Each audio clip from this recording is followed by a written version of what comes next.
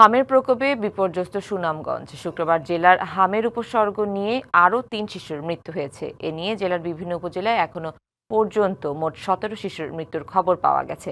হাম নিয়ে জেলার সার্বিক অবস্থা জানাতে সুনামগঞ্জ থেকে সরাসরি যুক্ত হচ্ছেন সহকর্মী সাইদুর রহমান আসাদ। আসাদ, হাসপাতালগুলোতে রোগীর চাপ কেমন দেখছেন জানাবেন। এখন পর্যন্ত সন্দেহজনক হামে ১৭ শিশুর মৃত্যু হয়েছে। এর মধ্যে একজন শিশু নিশ্চিত হামে আক্রান্ত হয়ে মৃত্যুবরণ করেছে।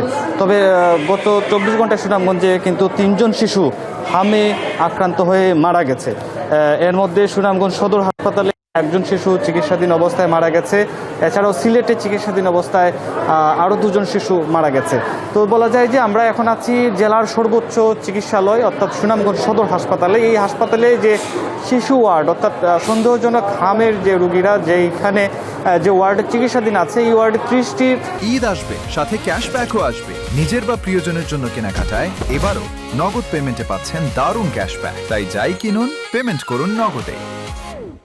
আসন নির্ধারিত থাকলেও এখানে শতাধিক রোগী আসলে সন্দেহজনক হামে রয়েছেন এবং শিশুরা এইখানে দেখছেন যে মেঝেতে অনেকে চিকিৎসা নিচ্ছেন। অনেকে যে সিটগুলো আছে, আসনগুলো আছে, সেইখানে এক একটি আসনে 2 থেকে 3 জন করে আসলে চিকিৎসা নিচ্ছেন।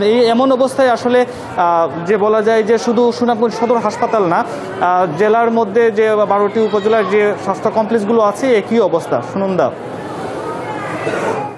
আসাদ, ধন্যবাদ আপনাকে।